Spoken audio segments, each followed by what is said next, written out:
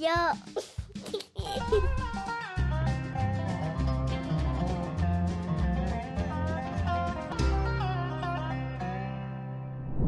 De verdad que muchísimas gracias por estar aquí. Sé Un placer, mi hermano. que cada día trae sus propios afanes. Hoy ha sido un día bueno. Mucho trabajo. Hoy yo tuve un día un poquito, tengo una niña de las 2. Bueno, hoy le pusimos la inyección de 4 años. Oh, Entonces esa le causa, le golpea. le golpea, entonces ella ha estado cojeando, que le molesta Ay, cuando se levantó. Entonces la chiquita ya tenemos, hoy se cumplen 4 o 5 días que tiene fiebre y diarrea. Ya hoy ya, como dice uno, la nevera está enfriando. Pero Gracias. gracias a Dios. Entonces he tenido esa situación. Mi esposa tuvo que ir a Baní porque murió el padre de una de sus primas. Entonces Anda. llegó ya tipo 7. Eso me tuve el día entero como en ese trajín. por decirlo Pero te así. las está cuidando ahora. Ajá, entonces ya están durmiendo. Gracias a Dios tienen un buen horario Qué bueno. una buena rutina. Chévere. Hablando de rutina, una persona como tú que tiene a lo mejor muchas cosas. ¿Ya arrancamos? Sí, ya estamos. Ah, estamos ok. vivos. Señores, yo no sabía. No, es ok. Yo admiro mucho las rutinas de personas, porque yo entiendo a veces que en los pequeños detalles de nuestra vida como que aprendemos a valorar esos pasos que nos ayudan a crecer más. Y a veces cuando yo estudio, leo de personas, como que mi interés siempre va a ver cómo es el día a día, o sea, cuál es tu preparación en la mañana, a qué tú le das enfoque primero, o sea, cómo es esa rutina tuya en cuanto a...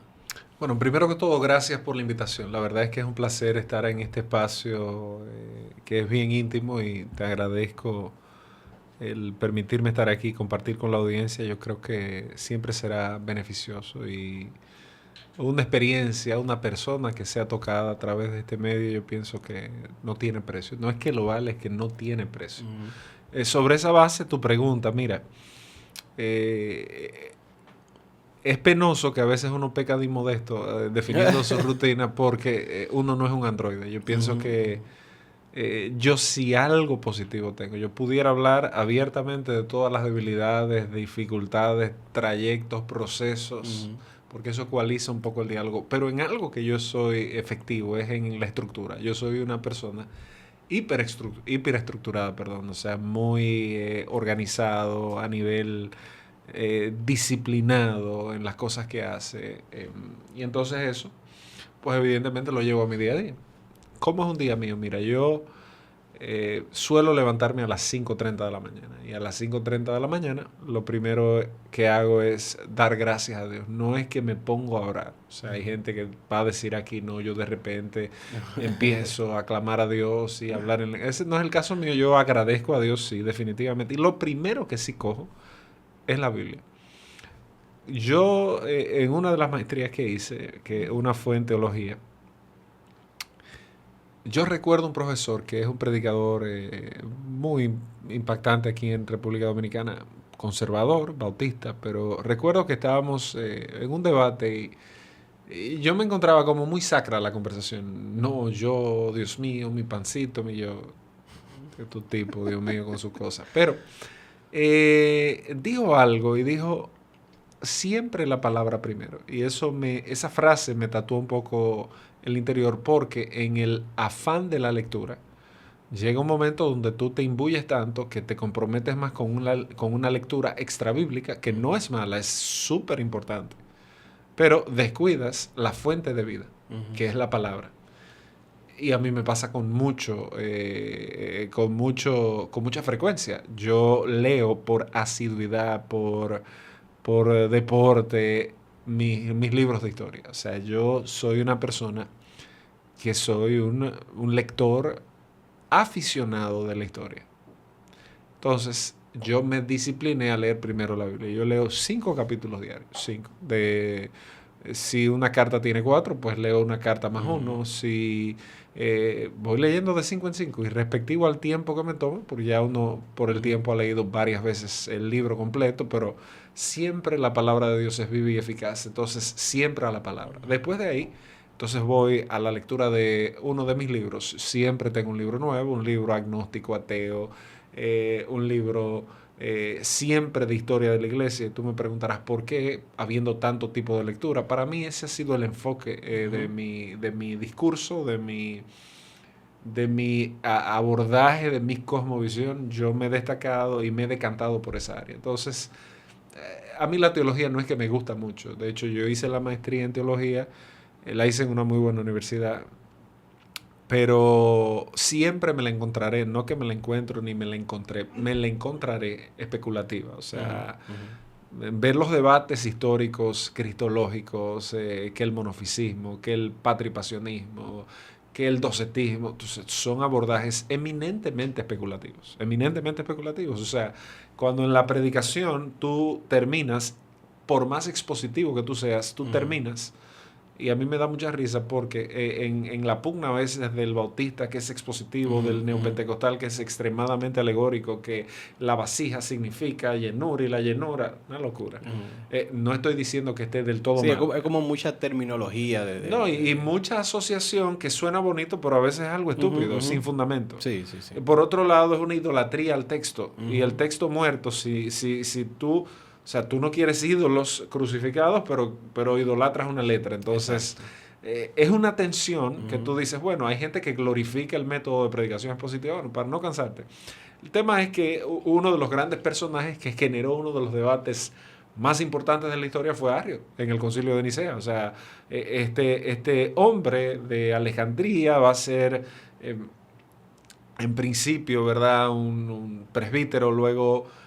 va a estar ahí en una pugna, lo asume su causa, el que fue el presbítero, que fue Eusebio de Nicomedia, y de repente Arrio era un literalista expositivo y terminó cayendo en una de las más grandes herejías de la historia. Fíjate lo contradictorio. Yo glorifico la exposición, el texto, a la palabra, a la ley, al testimonio, a la ley, al testimonio, pero o sea, uno de los hombres que fue de una escuela extremadamente literalista, de hecho el hijo es engendrado de, y eso fue todo un tema de un debate por el que se convoca el Concilio de Nicea para enfrentar eso. Bueno, el punto es que me fui de la rutina. De la rutina, yo voy a mis libros de historia. O sea, yo me leo un libro de la patrología de Migne, o sea, me leo... entonces el libro del cisma sangriento del protestantismo, el parto brutal de Pérez Antón. De o sea, todo.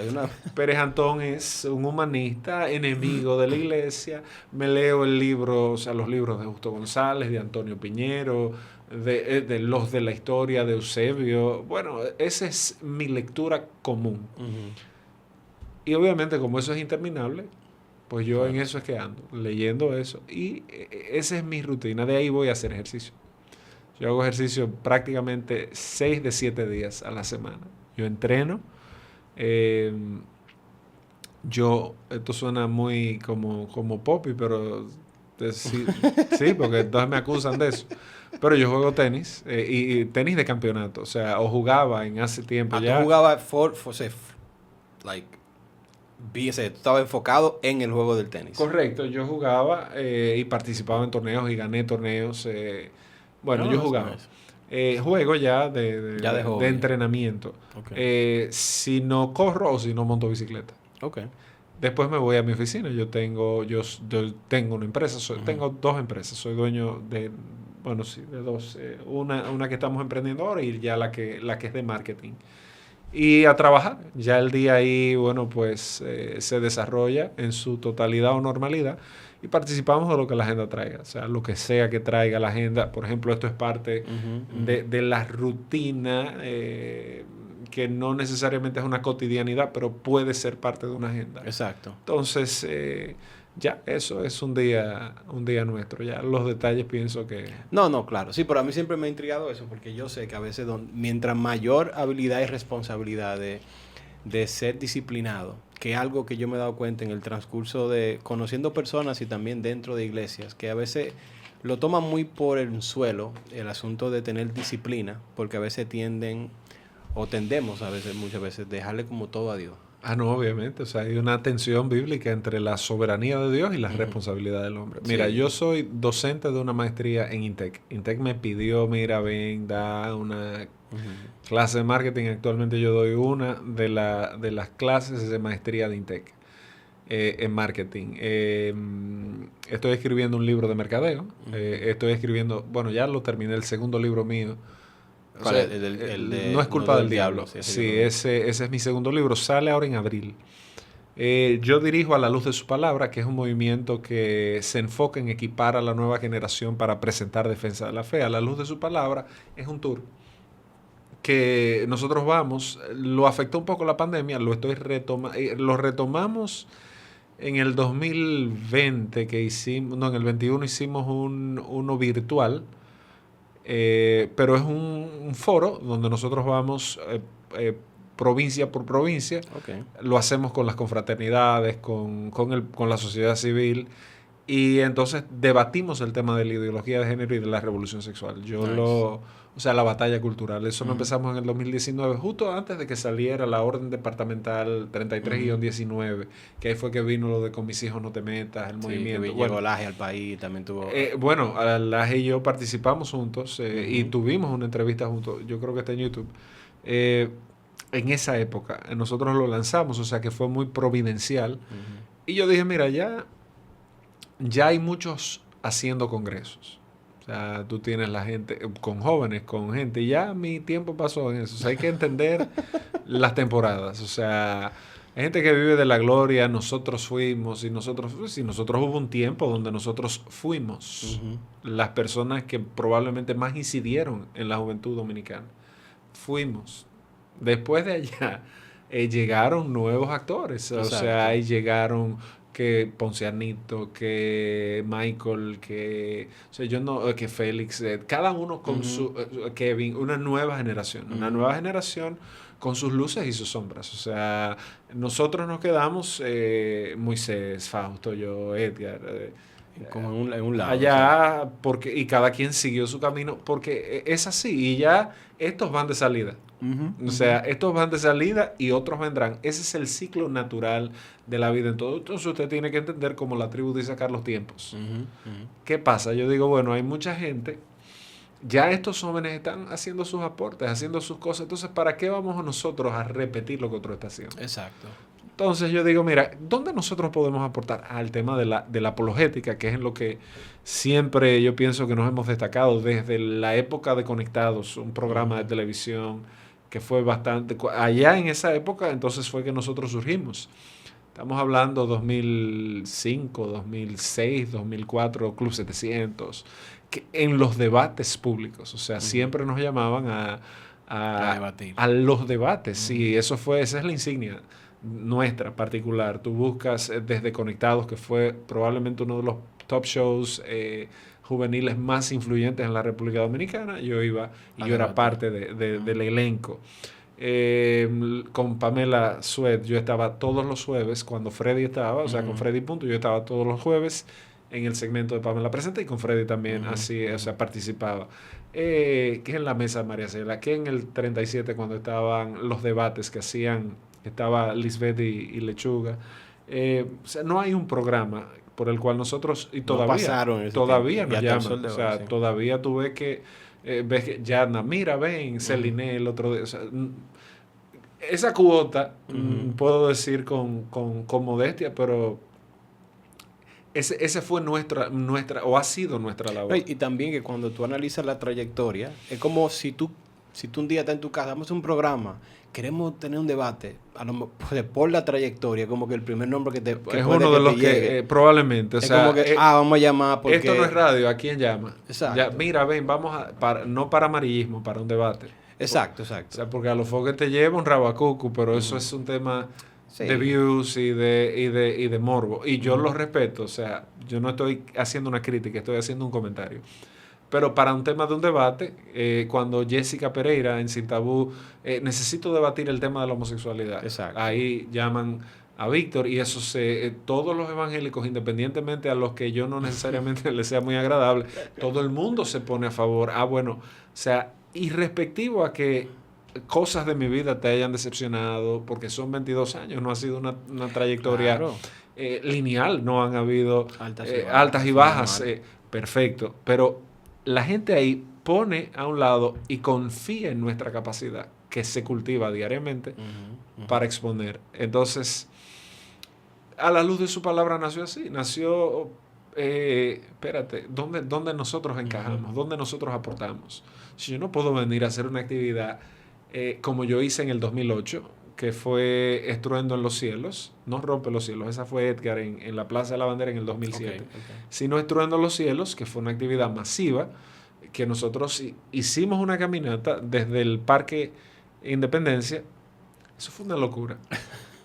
Te lo digo no solo en la parte logística, o sea, sino que nosotros de repente contamos con el apoyo absoluto, y en ese momento quizás estábamos bien posicionados, absoluto. Te puedo decir que ahí estuvo que el ministro de la Juventud, la marcha la dirigieron, que Maciel Taveras en esa época, Pamela Suet, o sea, fue algo desbordante, y ahí habían miles, tú estás hablando de 20-30 mil personas que terminamos en la Plaza España rebosada.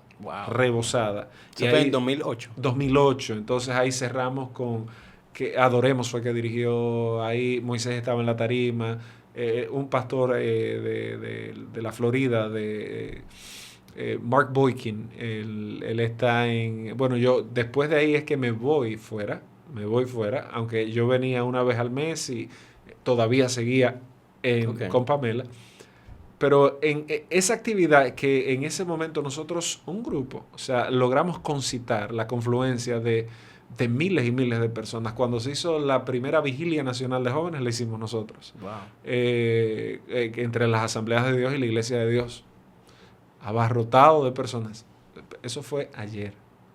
Hoy yo no puedo pretender venir cuando tampoco es mi enfoque. Yo dirijo una iglesia, dirijo una empresa, tengo una familia.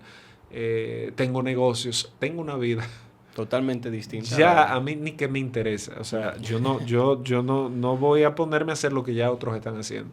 Tú tienes un movimiento como Somos Uno, que ya ese espacio otros lo han cogido y lo están haciendo bien. Entonces, ¿cuál es la idea de replicar una actividad? Yo siempre he dicho lo mismo. Yo entiendo que si ya hay una persona siendo efectivo, que oye, está dando lo mejor desde lo que puede, su capacidad en algo, ¿quién soy yo para a lo mejor venir y decir, porque eso se ve bien o porque eso llama la atención? Exactamente. Entrar en eso también. Entonces eso es un tema de egos, de medir fuerzas. Y eso a mí no me luce porque eso es como que un viejo venga a ponerse con un muchacho, en el sentido de que si es una carrera, probablemente me gane. O sea, todo tiene su tiempo. Entonces, la motivación uno debe analizarla. Entonces, cuando hacemos a la luz de su palabra, decimos, bueno, esto es una actividad complementaria. Complementaria hacia la formación, que también en las provincias hay una gran adolescencia de formación, ni hablar aquí del distrito, pero digamos que aquí tú vas a encontrar como toda urbe, como toda provincia madre, ¿verdad? O como toda ciudad cosmopolita, desde la antigüedad tú vas a encontrar mayor información, no necesariamente formación, pero mayor acceso a la información. Bueno, pues vamos a llevarlo a cada provincia, y así, entonces yo dije, bueno, esto sí hace sentido, porque esto no riñe con nadie, no compite con nadie, es un aporte genuino y tácito al evangelio. Bueno, pues lo comenzamos a hacer. Primero lo hicimos en San Pedro, fue bueno, no te puedo decir que fue un lleno total, estaba probablemente en un 85%, y ahí dijimos, bueno, hay que reforzar un poco, pero agradezco muchísimo el apoyo de la Confraternidad de San Pedro. Fue muy bueno, pero ahí nosotros teníamos emociones mezcladas. Después sí reforzamos, y entonces teníamos un gran quórum en todos los que hicimos. Romana, allá con Keila, recuerdo que hicimos San José de Ocoa, hicimos Moca, y en todos hicimos Bonao, hicimos ¿dónde más? Higüey, hicimos el virtual. Se hicieron y eran eventos costeados totalmente por nosotros, por el equipo que terminó siendo de nuestra iglesia. Exacto. Finalmente, para no cansarte ni polarizar, porque no creo que eso es tan importante. Creo que sí es importante. No, lo es. Tú tienes ahí ya movimientos, la misma Yomaira de Jucum, que andan los chicos de Acción Cristiana, o sea, que andan aportando en la lucha de la batalla cultural. Yo pienso, bueno, que ahí nosotros hemos aportado, este año volvemos. El año pasado fue para mí personalmente muy retador, entonces no tuve todo el tiempo ni el enfoque para eso. Pero este año, bueno, ya el 26, ahora, de enero, vamos a Baní. O sea, ya arrancamos de nuevo. Yo soy una gente, yo no necesito. Yo me paro una silla en un sitio y me siento a hablar con la gente y ya hice el evento. O sea, yo no tengo un compromiso necesariamente con... Yo tengo un compromiso con la agenda que Dios me ha puesto. ¿Cuál es? O sea, yo al final, yo estoy aquí, pero si esto te mandó Dios a ti a hacerlo, es a ti que te va a pedir cuentas. No es si Víctor vino. No. Yo vengo de una época donde lo que para otro era un hueco, para mí era una oportunidad. Exacto. O sea, yo vengo de esa época. Yo no tengo un padrino, un papá pastor. Debo siempre que tengo la oportunidad de reconocer a Plur, de quien fue mi primer pastor. Todavía.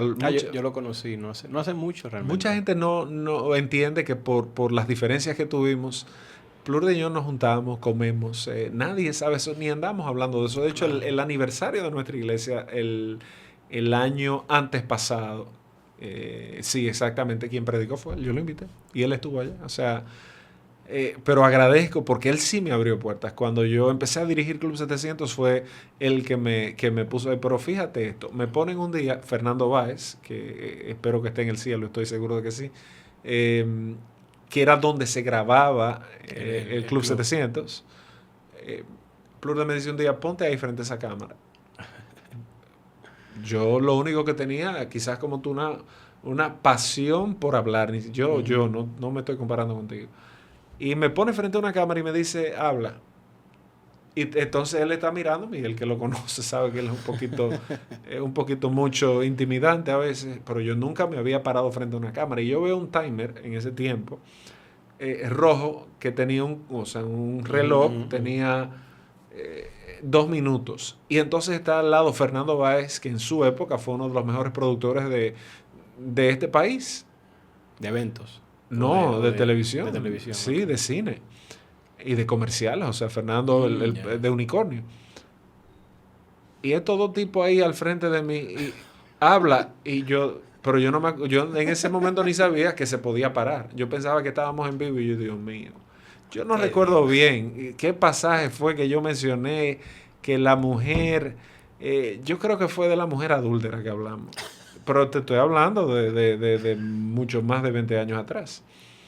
El punto es que esos 2 minutos que fueron accidentales se convirtieron en una pequeña oportunidad que después me regalaron 5 minutos todos los viernes. ¡Wow! Bien, son 5. Usted podrá decir son pocos. No, 5. Eran 5. Y yo tenía 5 minutos. Después me dejaron el programa a mí solo, pero yo no tenía recursos, pero se pasaba en Teleantillas a las 12 de la noche. La hora que yo decía, pero ni los muertos están despiertos ahora, pero no hay problema. Yo grababa, yo no tenía luces. Tuve toda esta chulería y 30 cámaras y un productor. Yo tenía a Gabriel La Antigua, que hoy está produciendo muchísimas cosas. Gaby me ponía la cámara y yo salía sin iluminación con el peor set de la historia porque era en mi oficina.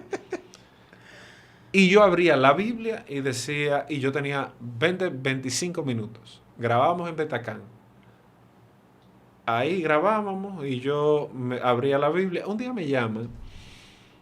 Yo no sé quién veía eso, ni si lo veían. Salía en Teleantilla. Yo me sentía que todo el mundo lo veía, pero en mi corazón sabía. Digo, mijo, no lo ve nadie. Un día me llaman.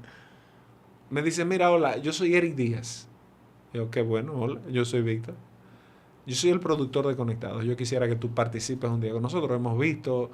de repente, esa oportunidad yo la encontré como lo que otros no querían, alguien lo consideraba ínfimo, terminó siendo una grandísima puerta, porque de ahí yo pasé a ser la persona entonces que hablaba en los medios de comunicación, que fui a todos los debates, que iba a todos los programas. Que nadie más iba. Que nadie iba. Moisés también participó en algunos, pero al final quizás en ese rubro, Moisés iba con el tema de la música inversa, de la cuestión en esa época, también participó en la defensa definitivamente de la fe con mucha altura y con mucha innovación. En ese tiempo yo, pues por mi lado también, y me destaqué en esa área.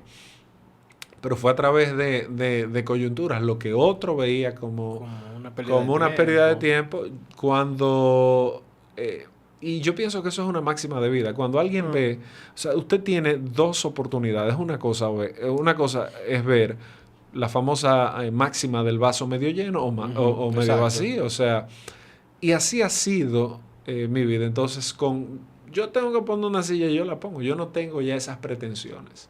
Al final yo tengo una agenda que cumplir. Obviamente debe tener un mínimo requerido para que sea efectivo. Claro. No necesariamente para que quede bien. Son dos conceptos diferentes. No, y yo creo que eso es algo que a mí personalmente me apasiona mucho y hablo mucho de eso, de tratar de ser efectivo. O sea, todo lo que tú hagas, tanto como cristiano, como dentro de la iglesia, como fuera de la iglesia, el ser efectivo habla más de lo que Cristo ha hecho en nosotros y lo que el conocimiento a través de Él nos ha ayudado a crecer siendo efectivo. Tú no puedes tener tanto conocimiento, pero al final te ahogas en el conocimiento y no eres efectivo, no conectas con la gente, no a lo mejor guías a la gente en una dirección correcta, como que tú sabes mucho, muy bien, pero ¿para qué te sirve si no eres efectivo? No, mira, hay una máxima estoica de Marco Aurelio, que fue emperador en el siglo II de Roma. Marco Aurelio, el libro de Meditations. Sí, de meditaciones. Yo lo tengo en lista para leerlo. Muy buena la filosofía estoica, muy, muy coincidente, pero él fue un gran enemigo de los creyentes. Sí. Pero bueno, Marco Aurelio decía algo que yo asumo. Si otro lo hizo, yo puedo hacerlo. Él decía eso claramente. O sea, para mí una máxima de vida, un gran filósofo.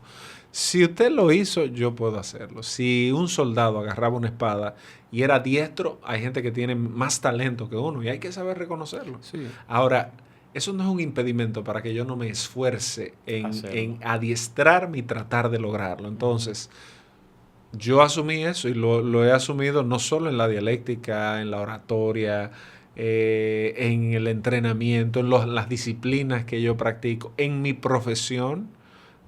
Aparte de eclesiología y ese tipo de cosas, en mi profesión secular. No me gusta ese término, pero sí. Entonces, al final, yo recuerdo que una vez nosotros hacíamos una actividad que se llamaba Café con Dios. Eso yo lo conocí en Miami. O me lo robé de Miami, esa es la palabra.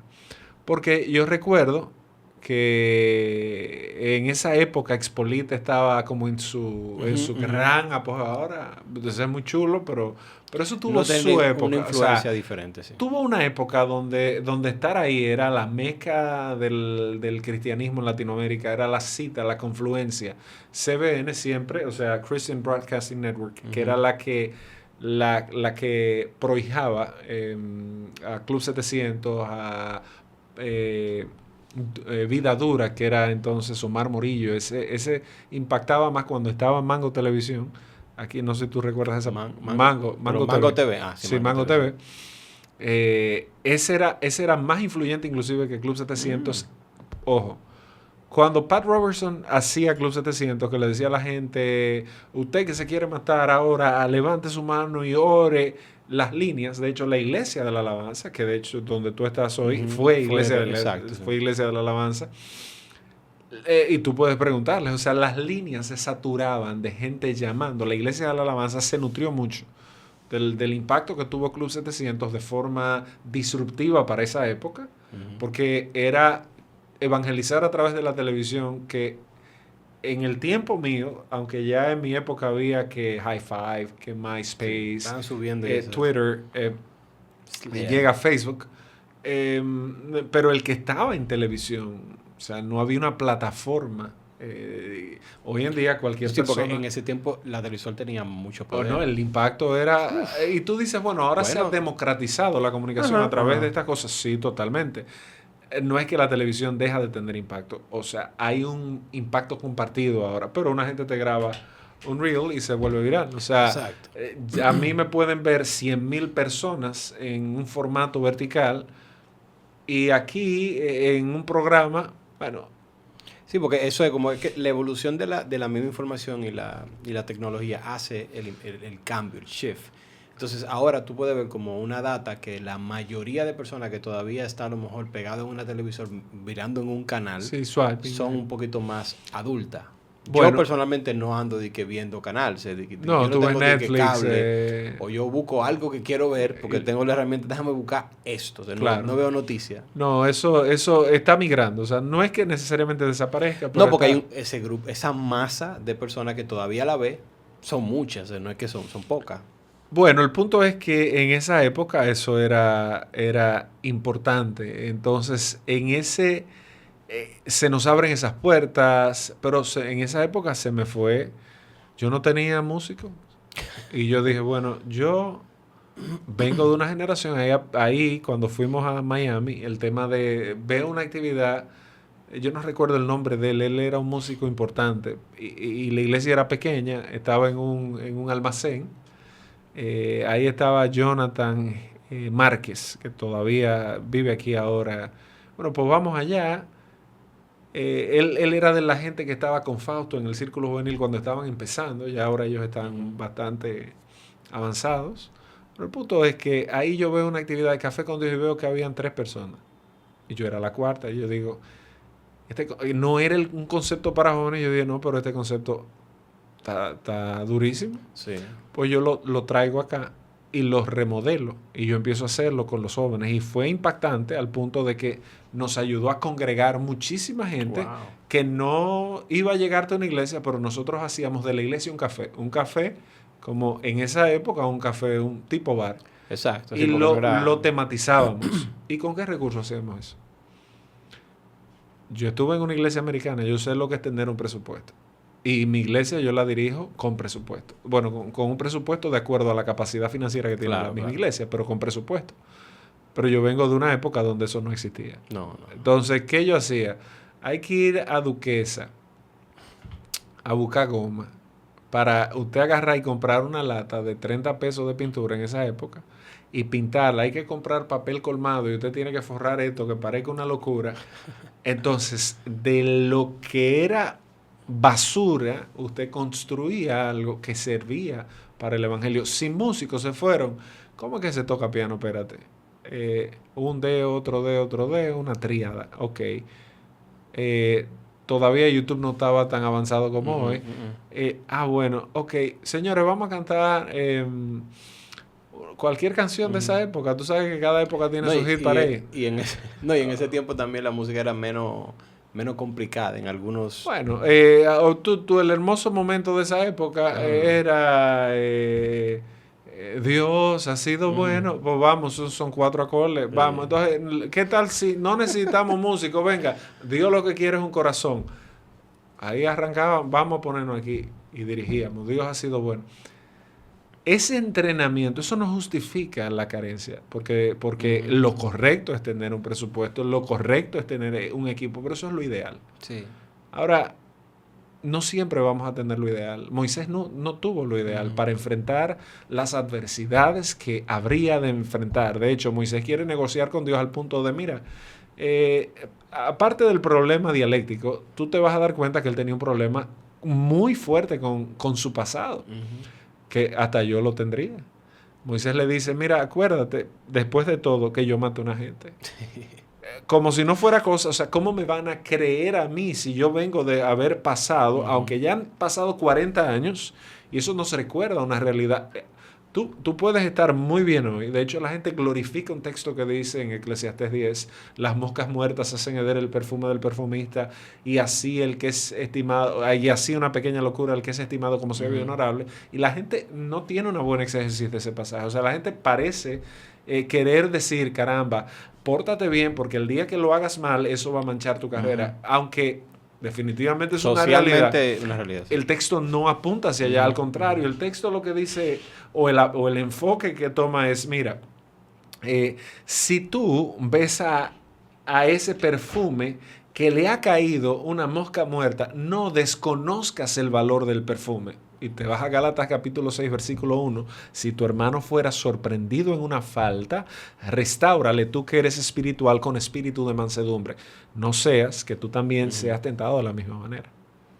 O sea, la confrontación no es hacia el perfume que ha perdido un poco la esencia. No, es hacia quien lo está observando. Exacto. ¿Qué juicio de valor tú le vas a asignar a eso? Bueno, el punto es que tú tienes herramientas, capacidades, tienes un plato delante, tú defines cómo tú lo vas a administrar en el ministerio, en la vida.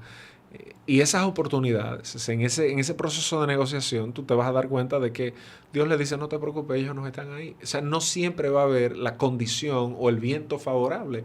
David, cuando está frente a Goliat, lo que tiene es la peor herramienta con la que se puede enfrentar un gigante, que si tú te vas a lo extrabíblico y a la historiografía, te vas a dar cuenta de que, vamos a ponerle estatura, probablemente 9 pies, 9 pies... Imagínate. o 9 pies, 6 pulgadas, más o menos. Tú estás hablando de alguien grande. Un poco torpe por el movimiento. Eso es un poquito más profundo en la interpretación, pero vamos a tomarlo. Un poco torpe y probablemente con problemas de visión. O sea, la herramienta no era darle una pedrada. Pero eso era lo que él tenía. Eso era lo que él conocía. Exacto. Entonces, el viento no siempre va a ser favorable. Usted tiene que trabajar. O sea, Dios le dice a Moisés, ¿qué tienes en la mano? Sí. Eso es algo que siempre hay que tener en mente. Es lo que tú tienes en ti. Es como con la misma historia de David, que le pone, no, ven, ponte esta armadura, ponte... No, que no me siento cómodo. Y a Felipe, yo no soy esto. A Felipe, quítame o sea, eso. la gente tiene hambre. Felipe, ¿qué tenemos? 5 panes y 2 peces. Ah, no, denle de comer. Tenemos algo. O sea, denles de comer. Y yo pienso que nosotros queremos comprar y mantener una fachada que es insostenible en el tiempo. O sea, yo tengo 40 años ya. Y yo recuerdo, yo estoy en la iglesia probablemente desde los 8 años, 11 años, en ese tramo. Y yo vine a ser pastor de jóvenes. Yadna me preguntó eso el otro día. ¿Tú te arrepientes de haber entrado tan joven? Yo le dije, no. Yo no me arrepiento, pero yo no me pusiera de pastor de jóvenes. ¿Para qué hora? ¿A qué edad fue eso? A los 19. Ok. ¿Por qué? Porque no me arrepiento porque definitivamente yo, o sea, a pesar de cómo ha sido el camino, yo lo volvería a revivir. Sin embargo, desde el punto de vista práctico, hay muchas experiencias que le falta a una persona o que le faltan a una persona de 19 años para poder guiar a otros. Sí. O sea, hay cosas que yo, de mi carácter, faltas de mi carácter, o sea, grietas en mi carácter que yo fui dándome cuenta de ellas en el camino y tropezando. Pero ese tropezón implica siempre, desde el punto de vista de un liderazgo, implica afectación a terceros. Moralmente, personalmente, emocionalmente. Tú dices, wow. Ahora, hay una frase que yo siempre he usado, it is what it is. Yeah. Esto es lo que yo tengo. Bueno, ok. Y me voy desde la silla de la luz de su palabra para mantener la hilaridad de la conversación hasta lo que he contado. O sea, ¿qué es lo que tenemos? Una silla y 30 gente, hermano. A mí no me interesa tener 3,000 gente. Si llegaron bien, qué bueno, pero eso no define el éxito de lo que yo estoy haciendo. Lo que define el éxito de lo que yo estoy haciendo es empezar algo y terminarlo. Y ahí es donde la mayoría de personas no lo hacen. Estamos en enero, no sé cuándo sale este programa. Si salió en febrero esto, usted se va a dar cuenta de que el 80% de la gente que se puso de que con el Vision Board en enero, o sea, la ciencia, la data te dice que el 80% de las personas no logra. En enero ha abdicado, ha renunciado a sus metas. Eso te habla claramente de que usted puede empezar una gran visión. Este año se celebraron 60 años de la batalla de la fe. Vamos a ver en 60 más. Es una gran actividad. Sí.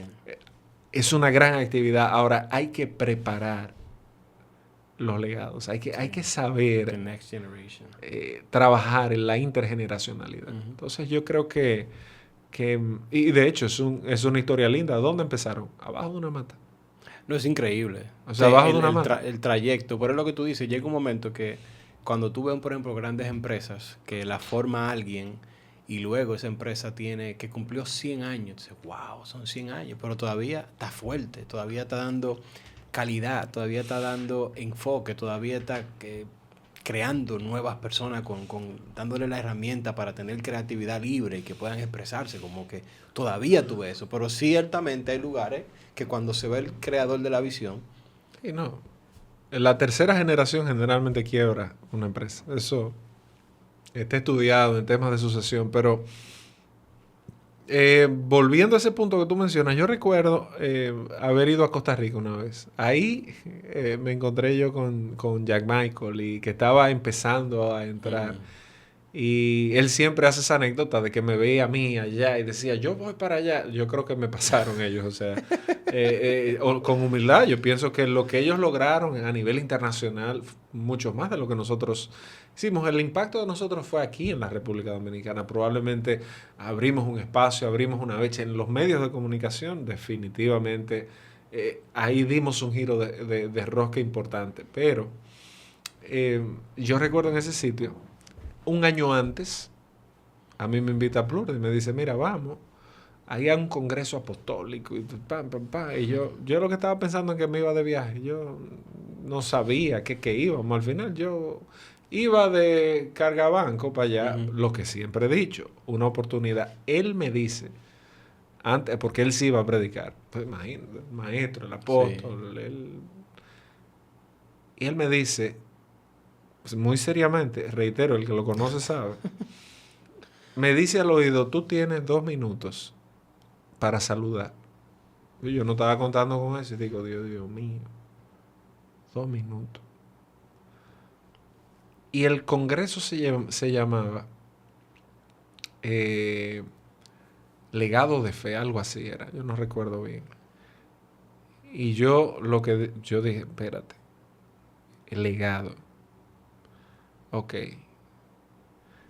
Y le dije yo a la audiencia, ahí había miles de personas. Estaba, Jorge Luis Soria, un futbolista peruano que murió recientemente, que era, ellos eran parte de esa red, y una red importante en Latinoamérica. El punto es que yo me paro y digo, miren, yo soy Víctor Medina, un placer estar aquí. El pastor me presentó y yo tengo solo algo que decir en este lugar. Estamos hablando de legados de fe. Y yo conozco, dinastías de fe. Dinastía de fe era, una dinastía de fe. Y yo le digo, estamos hablando de dinastías de fe. Y cuando yo estudio la historia y repaso y miro atrás, veo que muchas dinastías se convirtieron en leyendas. ¿Por qué? Porque no le dieron paso a una nueva generación. Yo creo que ustedes tienen la oportunidad para crear una dinastía, pasar la antorcha a la nueva generación. Legado. Ahí lo dije en menos de 2 minutos. Me bajé y el tipo me dice, tú vienes el año que viene a predicar. Aproveché mis 2 minutos. Pude haber dicho un gran disparate. Sí. No, pero también yo viví esa experiencia pero yo no sé, eso viene en mi chip mental. Okay. Por ejemplo, yo viajo a veces, acompaño a Santiago. Y yo me decía, ya tú sabes, te voy a dar igual, tiene 2 minutos, saluda. Pero en mi mente, yo soy muy crítico de, si tú me dices que saluda, yo voy a saludar. Pero yo sé que en la vieja escuela había como un saludo, era como, da una palabra, dite algo. Porque yo, personalmente, cuando iban invitados a la iglesia, y la persona que llega, el pastor que está de invitado, dice, alguien tengo aquí para que lo salude, yo, siendo nuevo en la iglesia, decía, ven acá, pero el tipo le dicen que salude, y el tipo empieza a predicar. Sí, esa falta de respeto. Claro, no, total. Saludo de 15 minutos. Sí, porque si tú verbalmente... Para matarse, man. Claro, si tú verbalmente le dices al público, por ejemplo, Joseph, mira, yo quiero que tú tomes 5 minutos. Yo tengo una persona que yo quiero que dé una palabra corta. Ya es como que hay una atmósfera de, ok, el pana va a decir 5 minutos de algo. Pero tú me dices, a mí yo tengo una gente que va a saludar, pero tú detrás de cámara me dijiste que predique. Yo no lo haría, como que... Sí, no. Como que... Pero yo sé que en ese tiempo era como muy normal el hecho de... Ahí me invitaron al congreso de jóvenes, mi hermano, y yo fui... ¿Tú tenías en ese tiempo todavía 20 y pico de años? ¿O? En ese tiempo, eso tiene que haber sido... Sí, yo todavía estaba en los 20. Sí, en los 20. Sí, totalmente. Yo me casé, mi primer matrimonio fue a los 30 años, y yo todavía no estaba... Yo tenía que tener como... 27 años yo tenía, porque yo me fui a Boca Ratón, a Church of All Nations, a los 28 años. Oh, I think I remember that church. Yo me fui allá y ahí yo fui pastor de la iglesia hispana. Y ya cuando vine de allá, que vuelvo a la iglesia de la alabanza, porque mi tiempo allá terminó, gracias a Dios salí Muy bien, al Muy punto bien. de que cuando estoy en Boca Ratón todavía voy a veces y me saludan uno que fue pastor aquí, former staff pastor. Bueno, Yo, aquí estamos, ¿cómo están? presente. Eh, y volví a la iglesia de la alabanza en el 2010. Yo vuelvo aquí y ahí se abre lo que fue la iglesia de la alabanza de Naco, que es de donde nace 4 años después Comunidad Bíblica de Fe, Ya que es donde tú estás pastoreando ahora. que es la iglesia. Ahora, ¿tú creerías que a lo mejor tu background, porque o sea, tú me llevas 5 años, ¿verdad? Pero a veces escucharte hablar, Parece que te llevo como 80. pero es No, líder, no. por la, Te viene a tu llevo. no, ¿no? por la experiencia, porque yo soy mucha gente que 2 gente de 30 años no necesariamente tienen la misma madurez, porque No, la claro. edad no define eso. Pero ciertamente a lo mejor el tú ser expuesto y a lo cuánto años tú entraste a estudiar historia bíblica. Bueno, mira, yo tengo, y voy a pecar de inmodesto nuevamente, yo tengo 5 maestrías. Ujú.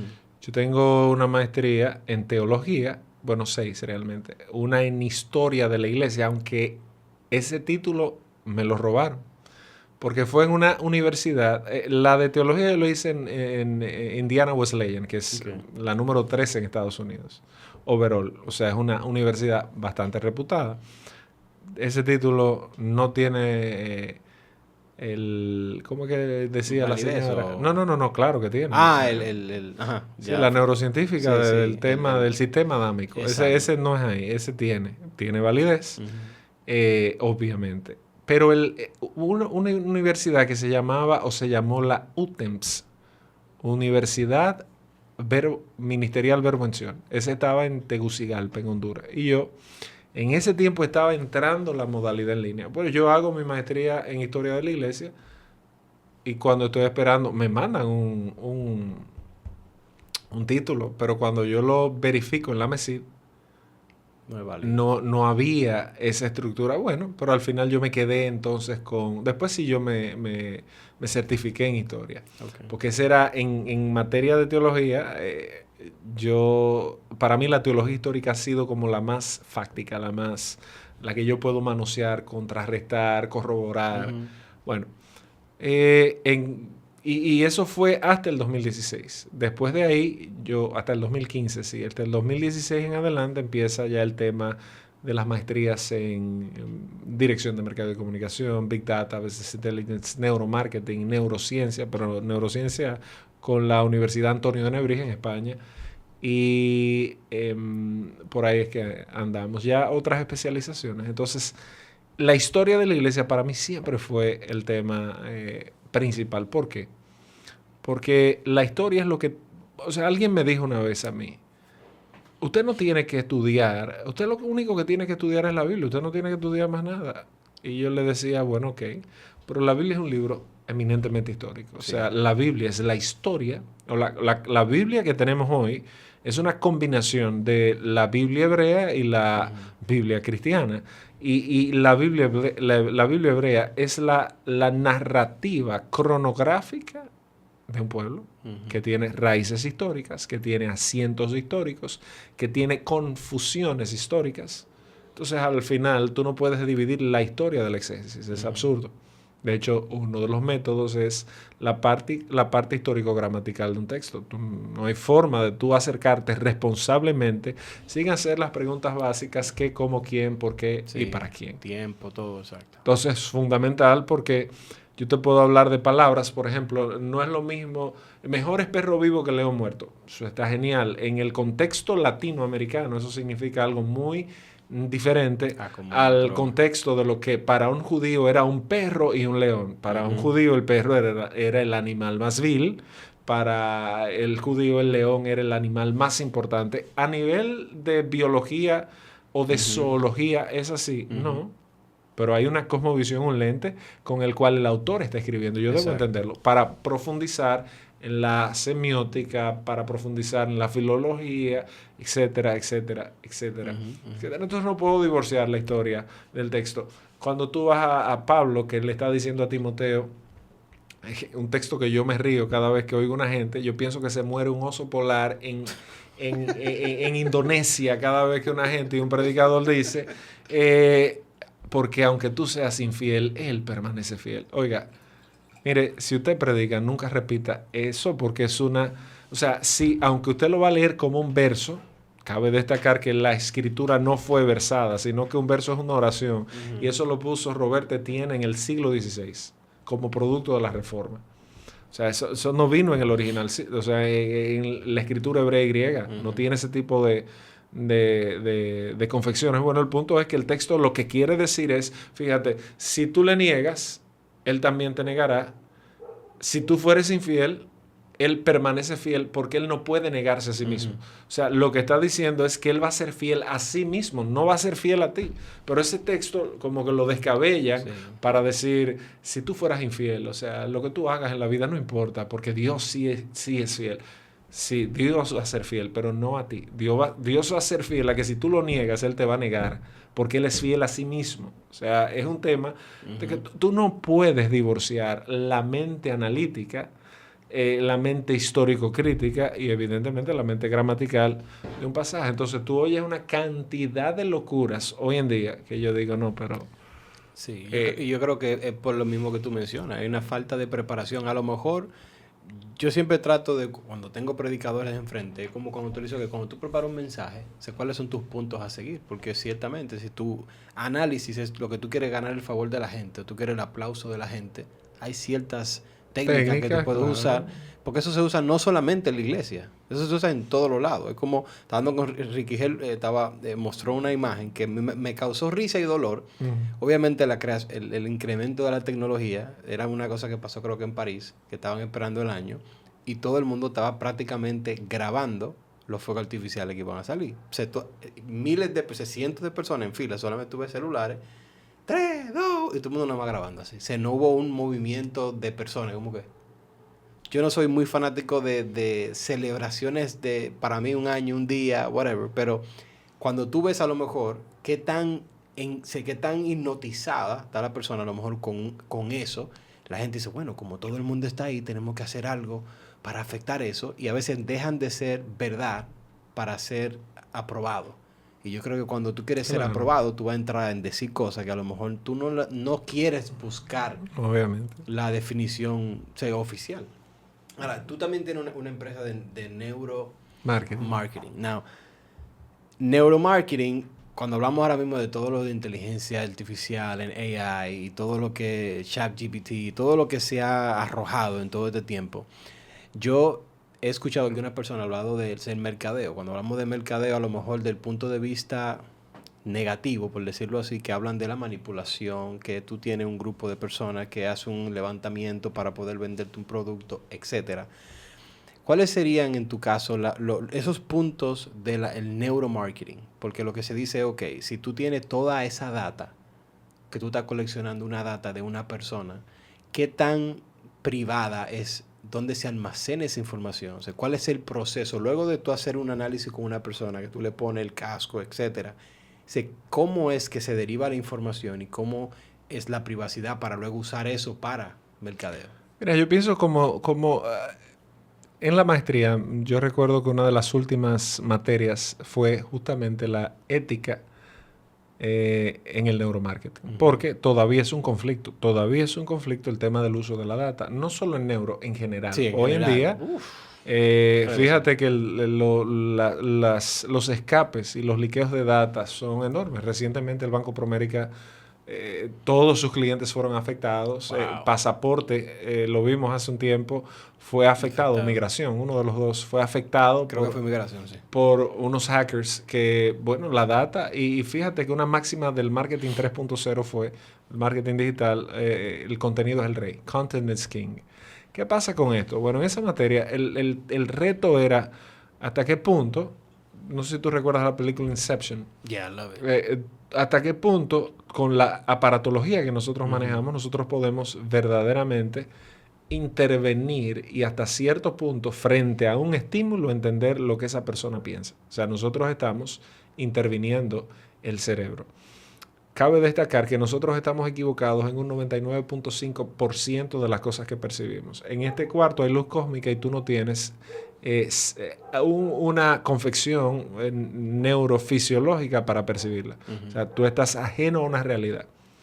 Tu visión está limitada. Aquí hay ondas electromagnéticas que salen de todos estos equipos y nosotros no las percibimos porque nuestros sentidos no están capacitados para eso. Entonces, cuando tú ves el acceso que tenemos a través de aparatos al cerebro, estamos hablando de más o menos un 10% de la economía cerebral. Wow. De la economía cerebral. Hay probablemente un 90% de transacciones que se dan a nivel de la sinapsis neuronal, a nivel de la interacción de las cámaras, de los lóbulos cerebrales, que nosotros no tenemos acceso a eso. Entonces, ¿qué pasa? A tu pregunta del manejo de la data, todavía es un tema ético y hay que definir en filosofía qué es la ética. La ética cuestiona la moral. La ética no necesariamente dice si está bien o mal, porque eso es subjetivo. O sea, lo que es ético para el movimiento LGBTQI+, no es necesariamente ético para los conservadores, nosotros los creyentes. O viceversa. Entonces, la ética está muy vinculada a la moral, que es la suma definitoria del consenso social. Bien. ¿Qué pasa con esto? Bueno, la ética, tú dices, aquí hay una persona que está en este cuarto y le pusimos el electroencefalógrafo, le pusimos un biosensor, le pusimos un lector de retina, le pusimos un electromiógrafo facial, lo metimos en un resonador, o sea, en una resonancia electromagnética funcional. Por imágenes le pusimos una solución yodada para ver los cortes axiales por segundo. Le pusimos el GCR también, aparte del biosensor, un GCR. ¿Qué es el GCR es las siglas en inglés es Galvanic Skin Reaction, o sea, en español es la conductancia eléctrica de la piel, que te habla de un estímulo. O sea, si algo te gusta, esa famosa... Como la reacción automática del cuerpo. Sí, pero que aquí tú tienes, o sea, todo lo que es la piel responde a un sistema nervioso periférico. O sea, bueno, es parte de un sistema periférico. Y eso tiene una respuesta. O sea, cuando a ti se te eriza la piel, porque hay una conducción eléctrica, hay una respuesta eléctrica. Por eso usamos el electroencefalógrafo y vemos ahí que hay un estímulo. O sea, si algo no te gusta, no te estimula. Si te gusta, te estimula. Hay reacciones. Por ejemplo, tú tienes la parte del lóbulo frontal que va a estar generalmente vinculada con las transacciones del pensamiento, del razonamiento. Por eso es cuando tú te das un golpe aquí adelante, tú ves que tú quedas aturdido y se te afecta la capacidad de razonar. El lóbulo frontal, tú quieres que una gente pierda su capacidad racional, tú le haces una lobotomía aquí adelante, o sea, en la parte frontal o en la corteza prefrontal, y esa gente va a disminuir su capacidad de pensamiento bastante. Sin embargo, si tú tienes un tema emocional, tú te vas a la amígdala cerebral, ya aquí más atrás, cerca del lóbulo occipital, y tú tienes ahí el hipocampo, tú tienes personas con temas de epilepsia que se ha operado y hay neurocirujanos que asumen y entienden que claramente la epilepsia se va regulando entre amígdala y hipocampo sobre todo. La memoria también tiene un alto efecto en el tema de hipocampo. Bueno, pero nosotros conocemos básicamente un 10%. Entonces la ética. Tú tienes un tipo ahí, como todo estudio científico, tú vas a contar con el consentimiento de la persona. O sea, debe haber un consentimiento. Yo, Víctor Medina, consiento que mi información va a ser utilizada. Como Facebook te dice, mira, yo tengo estas políticas, lo que pasa es que la gente no suele leer eso. No lee. Sí, es como lo de TikTok. O sea, la gente no lee, pero bueno, usted está afirmando, usted está dando el consentimiento. Entonces ya como yo use la data, ¿para qué se hace un estudio cualitativo como es el de neuro? Como un grupo focal, que es un estudio cualitativo, el de neuro es un estudio que te da a ti insights importantísimos de la decisión de compra o de la decisión de gustos de un consumidor. Fíjate que las decisiones humanas están basadas en un 80 a un 90% en reacciones subconscientes que tú no conoces. O sea, tú no compras racionalmente, tú compras emocionalmente, pero tú no estás consciente de eso. Entonces, el neuro nos permite a nosotros hacer una evaluación más específica de la intención de compra de alguien. Entonces nos permite ajustar lo que va a salir.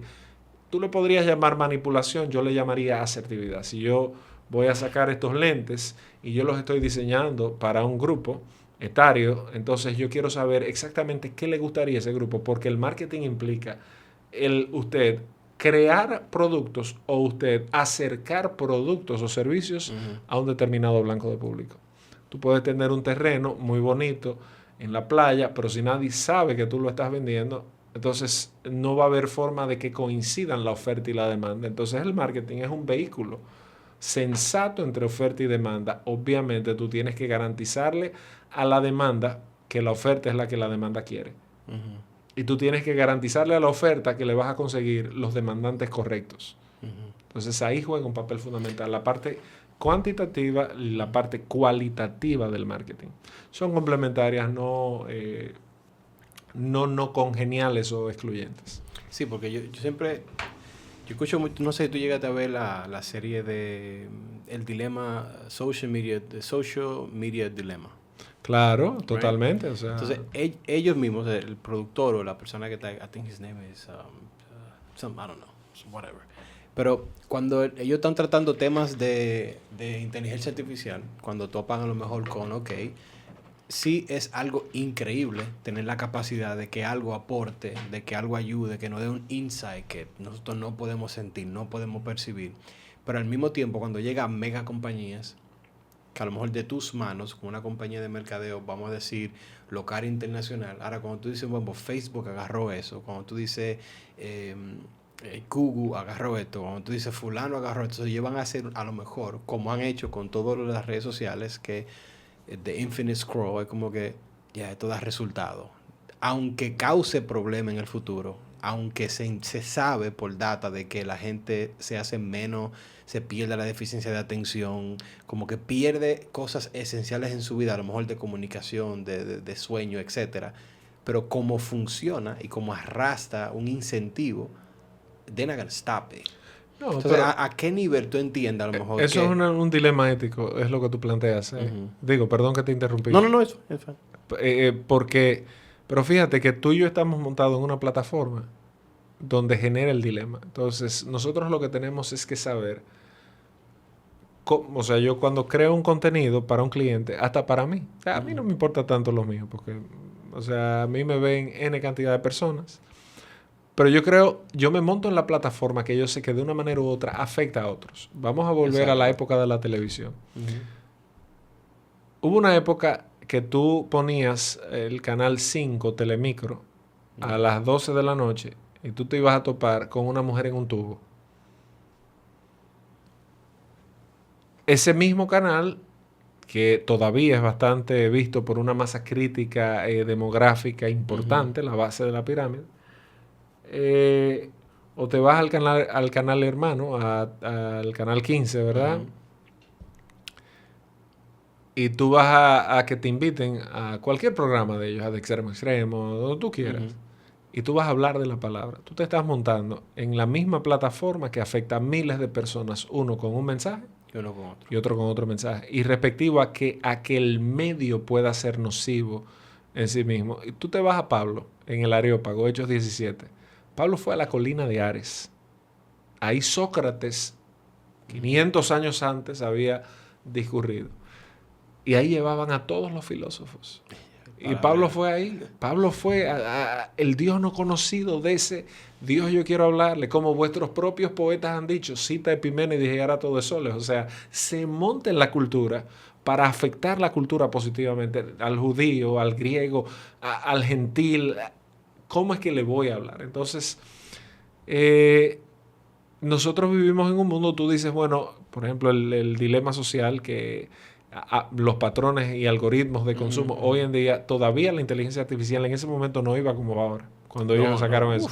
Entonces, el mundo siempre ha sido así. Mira, alguien dijo que los problemas de hoy son los mismos de ayer con protagonistas diferentes. Y a lo mejor más expuestos al ojo público. Pero al final, tú tienes al mismo ser humano. O sea, la misma mezquindad, el mismo maquiavelismo, la misma bondad, la misma gracia. No todo ha sido malo. Sí.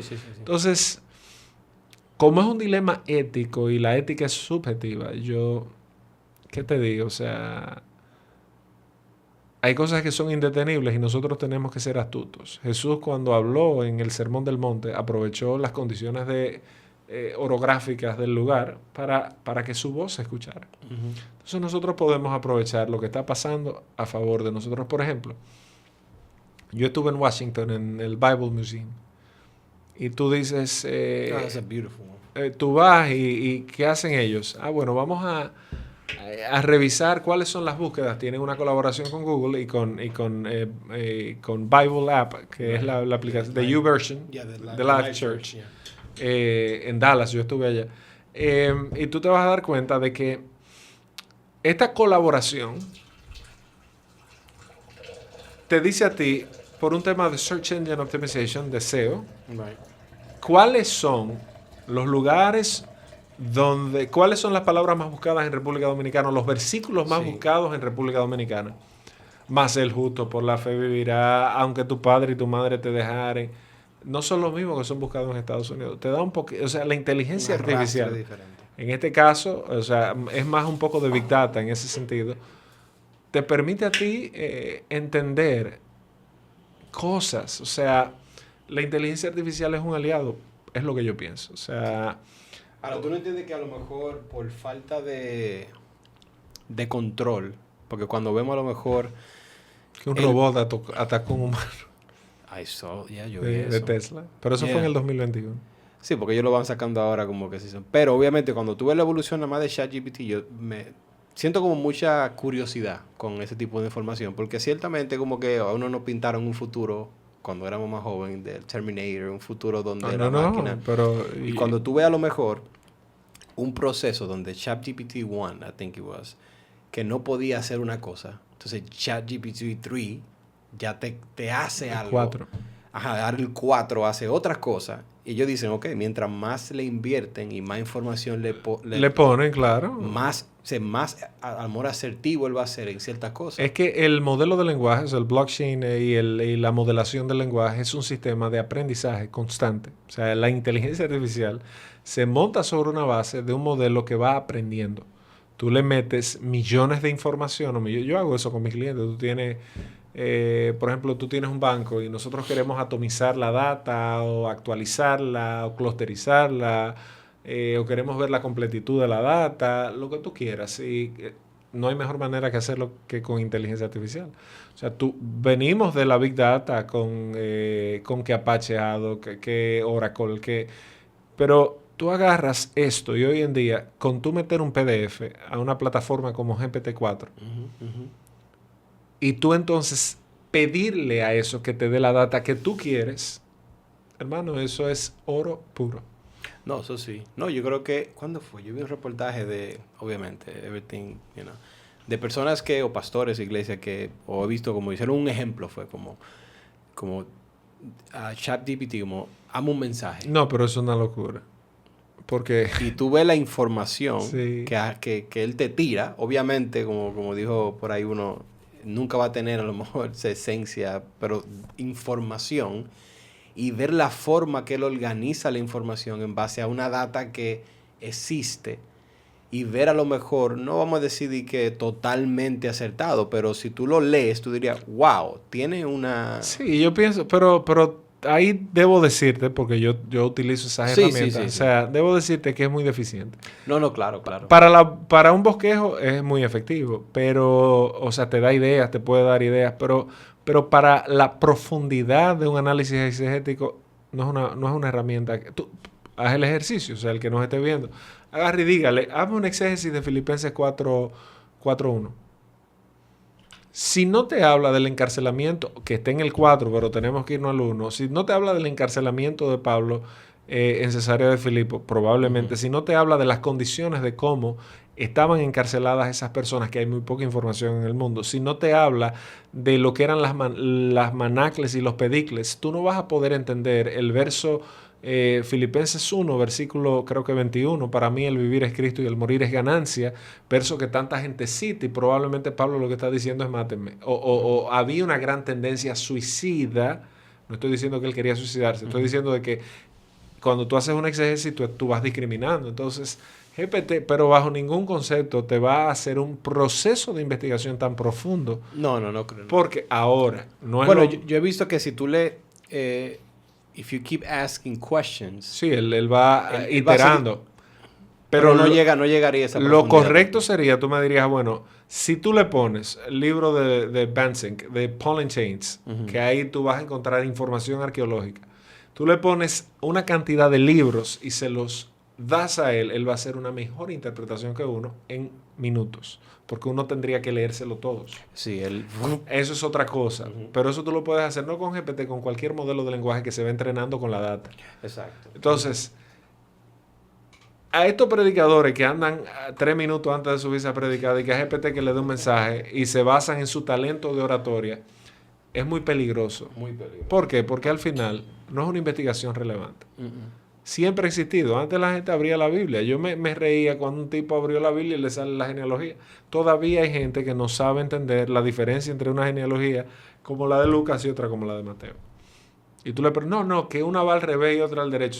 Es una locura. ¿Quién le dijo a usted eso? De hecho, la historia no se ha puesto de acuerdo en lo complejo. Tú lees a un hombre como Julio Africano, que fue un historiador cronologista, y lees a Eusebio de Cesarea, que fue el primer historiador de la iglesia, que en los primeros capítulos lo que abordan es eso, las contradicciones que hay sobre la genealogía. Terminan diciendo, aunque sigue siendo un tema complejísimo, con superlativo, dice, entendemos claramente que no hay tal contradicción. Y obviamente una explicación de la ley judía, de que si era hermano o no era hermano, que el hermano por la ley de la supervivencia o por la ley de la postergación generacional o de la sobrevivencia, el hermano se casaba. Mi hermano, pero eso es algo muy complejo. Realmente. Entonces la gente lo quiere simplificar y cuando estos tigres agarran, Espíritu Santo, dame una palabra y le sale crónica con 20 nombres ahí. Eso es una irresponsabilidad monumental. Un predicador debe dedicarle horas. Así como tú tenías a Logos o tienes a Logos, que ya debe ir integrando inteligencia artificial por lógica, todo software se va a ir montando en sí, es que por eso es que no se puede frenar, porque todo el mundo... Bueno, ChatGPT supuestamente fue ellos tiraron adelante, o OpenAI tiró adelante, pero Google está trabajando en el suyo. Bard es bueno, y tú ves que uno funciona más... tiene diferentes herramientas que son más eficientes. Pero tú le preguntas a cada uno, ¿quién es mejor, tú o el otro? Y él te va a decir, este es mejor en esto. O sea, ChatGPT tira muchísimo mejor código para programación que Bard. Pero Bard te tira muchísimo mejor estadísticas y data que ChatGPT, pero lógico, si Google es la data. Claro. Entonces, la madre data. El Bard tiene acceso a Google Data Studio. Sí. Tiene más data. Millones y millones. Y ese tipo de data es como privatizada. O sea, ellos la manejan a discreción. No, te digo, por ejemplo, si tú eres OpenAI, entonces yo quisiera obtener la data que tiene Google. No. Tú no tendrías acceso. Bueno, tú sabes que hay un API o un API, que es el código fuente, con el cual tú te vas conectando o integrando. Hasta donde ellos lo tengan abierto el código, o el acceso o las llaves, entonces tú puedes integrar una plataforma con la otra. Yo te puedo desarrollar un software donde... ¿Qué tú trabajas? No tenemos un colegio. Tú tienes un colegio que yo quiero un software que me analice el comportamiento de los niños en la mañana. Perfecto, entonces tú integras un ChatGPT a tu base de datos en el colegio. Si ambas, GPT y Bard o Google tienen el API abierto para eso, tú vas integrando y vas analizando la data y pones esto, va aprendiendo el modelo de lenguaje de lo que tú le vas introduciendo, y el de Google va a tener acceso a lo que Google le haya permitido en su código fuente. Yo no sé hasta dónde esté el acceso, pero sí tiene que tener algún tipo de acceso. Entonces, sí, yo vi como que se puede, como que some people can buy ciertos, obviamente you need to have a lot of money, que tú puedes como que comprar ciertos accesos a nivel ya de muy profundos, y creo que Zuckerberg en Facebook, como que ellos pusieron el de ellos que es público. No es totalmente o como netamente eso le ha traído privado. Problemas a ellos. Yeah, I'm pretty sure. Porque son cosas que son difíciles de controlar cuando tú no tienes a lo mejor, si tú los cedes, como que cualquier compañía puede agarrar a lo mejor el cascarón y decir, ok, yo le voy a poner esto, lo voy a hacer. Lo vimos hace creo que un año, Drake, ellos crearon una canción de Drake que no era de Drake. O sea, una persona escribió líneas, le pusieron la voz de un Sí, artista eso sí. y la canción se hizo famosa o se hizo viral. Entonces ahí comenzó a desarrollarse un problema Sí, de, sí, de wow, derecho de autor. de derecho de autor. Todavía Y está pasando. claro, como tú coges mi voz, Sí. al principio termina siendo un juego, pero al final Es el nosotros, deepfake. O ya, es sea, como que a lo mejor si yo te pongo a Juan Luis Guerra, me encantan las canciones de Juan Luis Guerra, pero uno no está observando todos los detalles de Juan Luis Guerra. O sea, si tú agarras y tú me pones a Juan Luis Guerra con cualquier artista y la canción suena bien, yo no estoy pensando, a mí no me importa si es real o no, la canción suena bien, yo la voy a consumir. Entonces a no, y veces que la la gente, inteligencia artificial hoy en día te modela una persona no, tal cual tal cual, y y va a seguir creciendo. eso va para adelante. Eso es increíble. Eso va para adelante. Ahora, en tu tiempo de historia, yo estuve hablando con alguien, yo no tengo conocimiento, pero ya que tú tienes conocimiento, yo soy muy curioso. Estaban hablando del libro de Enoch. Ajá. ¿Por qué se queda fuera? ¿Cuál es el proceso? ¿Tú lo has leído el Sí, libro? claro, claro. No, y de hecho, fíjate que en el Nuevo Testamento se evoca el libro de Enoch como parte del canon. Hay un principio, o sea, que es, tú te vas a encontrar con el canon antiguo, o sea, bueno, no el antiguo, sino el canon hebreo, que va a haber pasado por diferentes escuelas y abordajes. Si tú vas a tener una escuela conservadora, o vas a tener una escuela un poquito más liberal, rabínica, y entonces ese canon se va formando, el canon del Antiguo Testamento se va formando y nosotros asumimos el que ha sido más aceptado por todos ellos, pero no todos coinciden. Eso pasa en el Nuevo Testamento muchísimo. Eh, entonces, básicamente, la idea de lo que se quede afuera es un tema de popularidad en ese caso, tal cual como en el Nuevo Testamento. Tú te topas con la lista de por ejemplo, la lista actual que tenemos en la Biblia. Tú te vas a topar con grandes cuestionantes sobre Apocalipsis, con grandes cuestionantes sobre Segunda de Pedro, con grandes cuestionantes con la segunda y la tercera carta de Juan. Te vas a topar con grandes cuestionantes con la carta de Judas y con Hebreos ni hablar. O sea, no todas las comunidades se pusieron de acuerdo al respecto de eso. Así pasaba con el Antiguo Testamento. O sea, de hecho, la carta a los hebreos se asumió como apostólica y el canon se cierra en el siglo IV. O sea, estamos hablando, a la gente cree que fue Constantino y eso es un craso error. O sea, Constantino fue el que convocó el concilio de Nicea, pero no lo presidió. Lo presidió Ocio de Córdoba, el obispo español. Pero Dámaso, el Papa, ya después de Teodosio, o en la época de Teodosio el Grande, ya 300, después del edicto de Tesalónica, 394 por ahí, bueno, antes, pero para el 394 vamos a ver que se cierra el canon. Realmente fue en el 404 que se celebra este concilio y ahí se cierra el canon. El Papa Dámaso ahí convoca a Jerónimo de Estridón a que haga lo que conocemos hoy como la Vulgata Latina, o sea, Vulgata del vulgo, del lenguaje latino, era el lenguaje popular. Y cuando tú te topas con descubrimientos no tan recientes, pero un poquito más de la Baja Edad Media, con el canon de Muratori, que es un canon que fue descubierto por Muratori y habla de esas listas antiguas, tú te vas a dar cuenta de que se asumía que la carta a los hebreos había sido escrita por Pablo y por eso está ahí. Pero el criterio era la catolicidad de la carta, la apostolicidad de la carta y la ortodoxia de la carta. ¿Qué se refiere? Que la carta fuera católica, o sea, universal. Que la carta fuera apostólica, o sea, escrita por un apóstol. Y de ahí el vínculo con la terminología, con la carta a los hebreos. Obviamente, cuando tú estudias el lenguaje de una carta y de otra, o el estilo de escritura de Pablo es muy diferente al que está en la carta a los hebreos. Y evidentemente, entonces, la ortodoxia, el texto, porque había demasiada producción pseudoepigráfica, mucha producción apócrifa, mucha producción gnóstica, o sea, una producción mágica. Entonces, el proceso fue de hacer hacia atrás cuáles eran los libros generalmente aceptados. Entonces, tú vas a ver una diferencia de cánones ahí. Hoy existe. Tú vas a la iglesia griega ortodoxa, y tiene una lista mucho más grande que la que nosotros tenemos.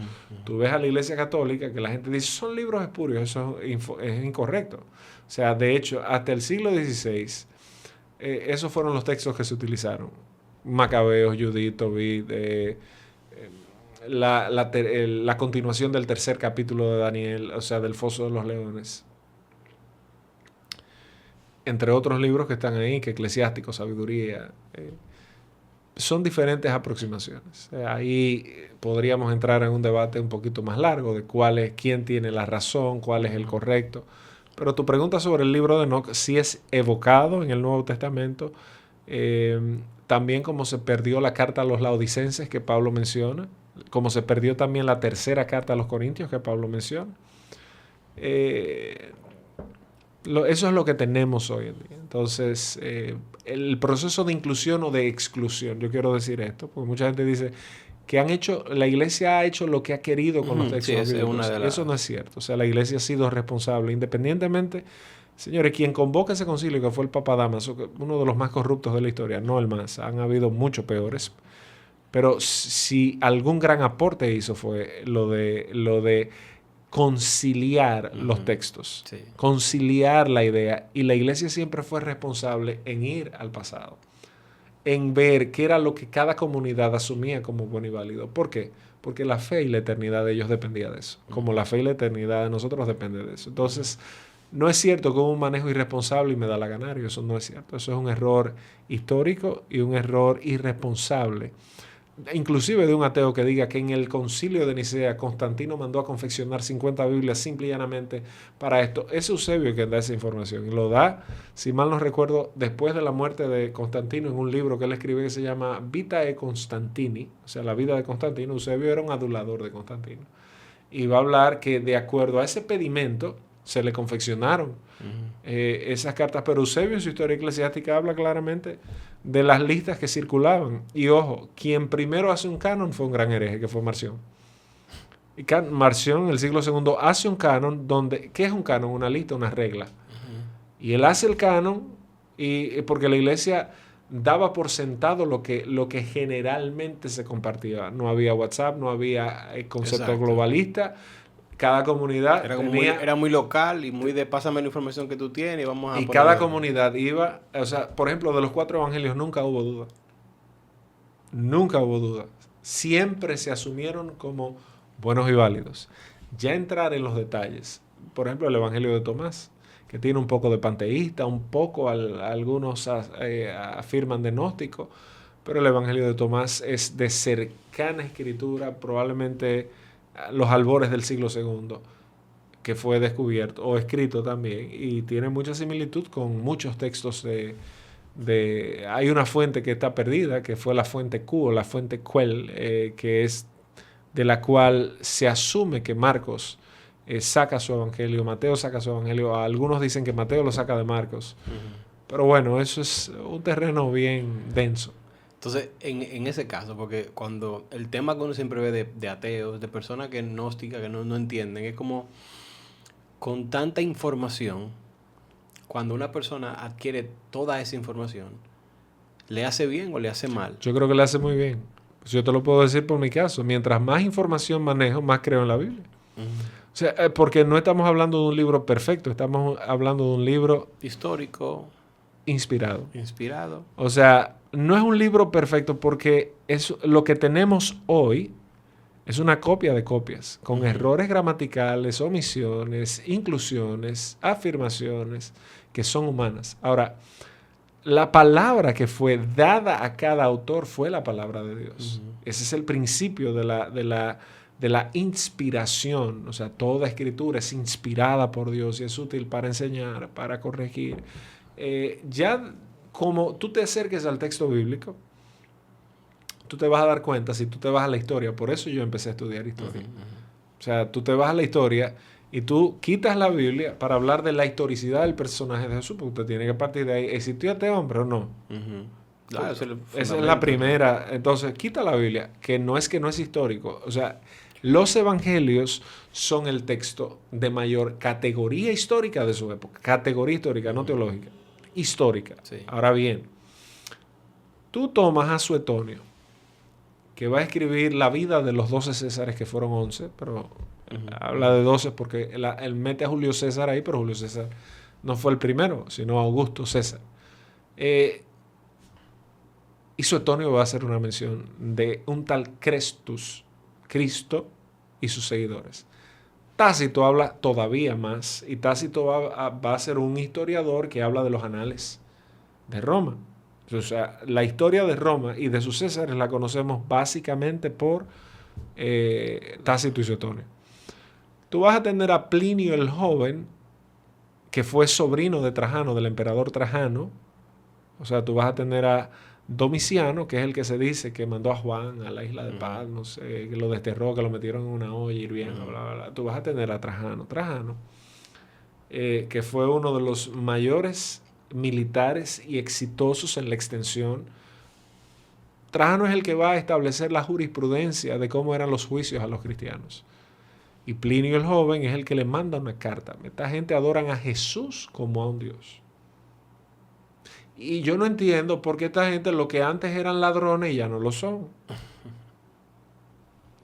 Tú estás hablando del paganismo, de lo que podríamos llamar como paganismo. Hay otros conceptos, por ejemplo, el testimonio flaviano, que si bien es cierto que cuando tú lo analizas, hay 3 escrituras. Una que es totalmente adulterada, donde que Jesús, que fue, que aquí, que allá, que fue un santo hombre. Eso es una total adulteración y una prostitución de la misma iglesia. Eso no es cierto. Flavio Josefo nunca habló en esos términos de Jesús, imposible. Hay un segundo que es más intermedio, este buen hombre, y hay un tercero que es Jesús, que existió, que fue un hombre que hizo señales y que tuvo seguidores. Yo me quedo con el más básico.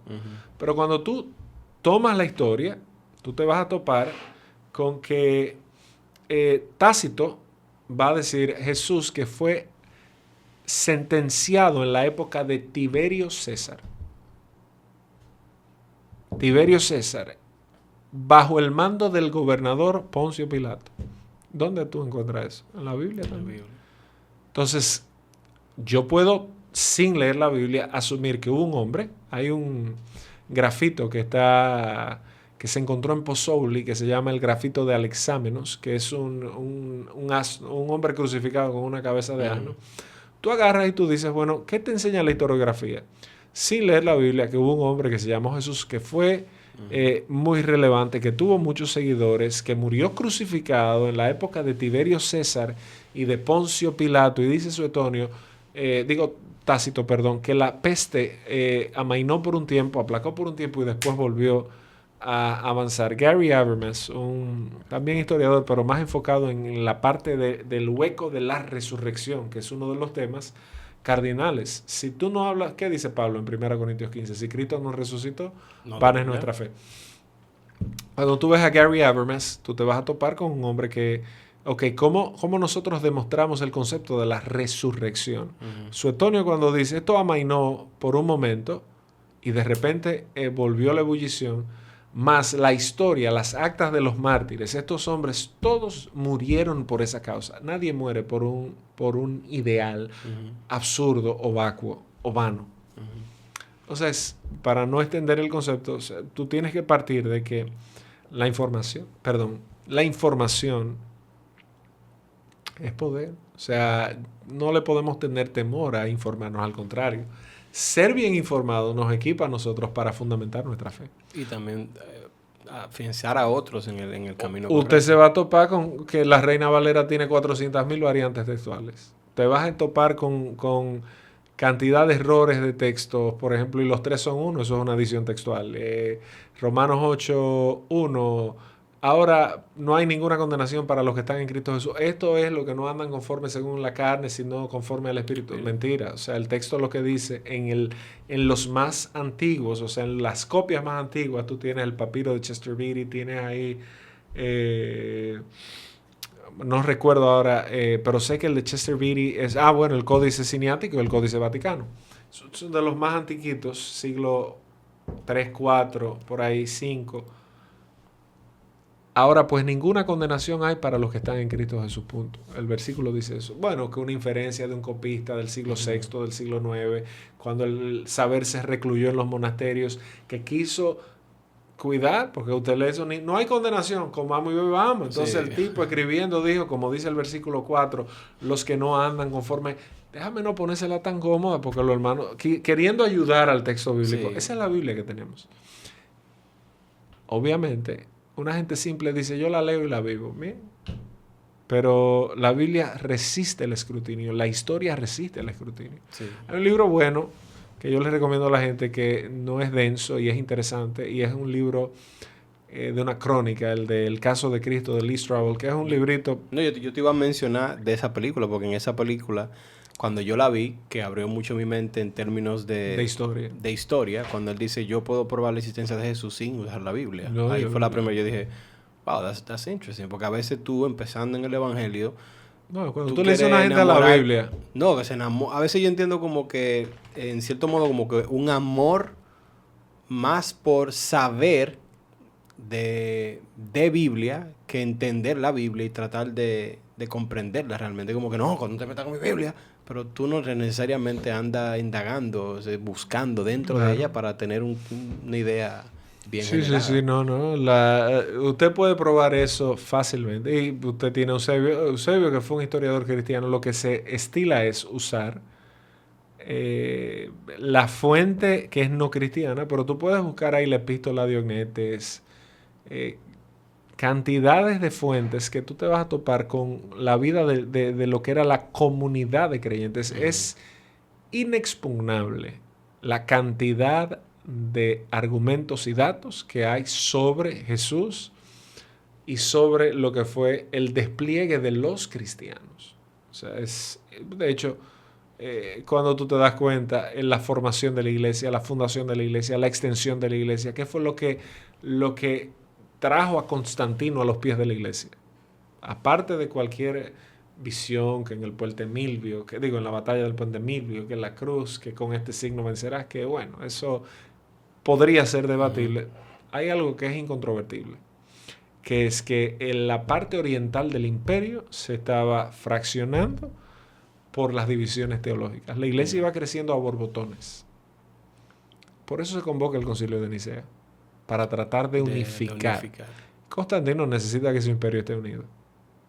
Básicamente, eso es una actividad política hasta cierto punto. Es como el problema de la división que vivimos hoy día, de por qué tenemos tanta división, que ahora una persona dice, que la iglesia o la Biblia, y tendría que preguntar entonces, ok, pero ¿cuál?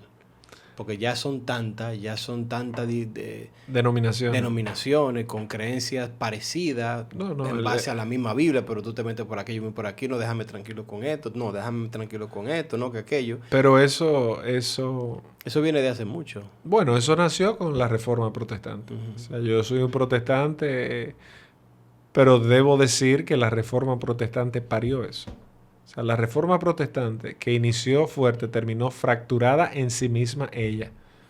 Y se fue fracturando. Tú tienes la primera protesta por la que llaman protestantes a los que no son católicos. Es porque en el 1929 hubo una protesta en la Dieta de Spira, donde por segunda vez se volvieron a ver con el emperador Carlos V. Y ahí Melanchthon y los que estaban ahí entonces protestaron porque Carlos V quería desconocer algunos beneficios que habían sido dados a los protestantes, que no eran protestantes en ese momento, en el 1526, que fue la primera dieta o primera reunión. O sea, fíjate que la gente, tú le preguntas, yo soy protestante, pero tú no sabes. O sea, protestante fue un término peyorativo, denostativo, porque es un grupo de rabiosos y de perros rabiosos que protestaron. Pero está bien. Pero fue fracturándose. O sea, desde la reforma del 1517, que sigue siendo un bulo decir que Martín Lutero clavó las 95 tesis. No las clavó. Martín Lutero previamente había enviado a Alberto de Brandeburgo 98 tesis. Después hizo un recorte y envió. Y fue Melanchthon el que más o menos lanzó el bulo de que se habían clavado, pero no necesariamente fue así. El tema es que desde ese día primero, antes de eso, habían existido pre-reformadores. Ujú. Tienes a Wycliffe, tienes a Juan Hus, tienes a Gotescalco de Orvais, tienes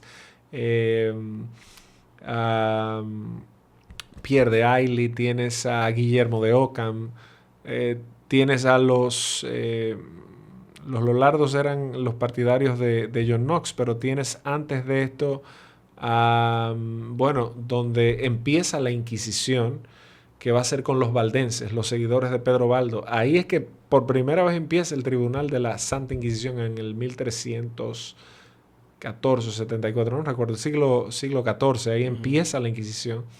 Pero tú vas a tener a los valdenses y a los albigenses. Ya había una protesta que estaba en cierne ahí, que se venía.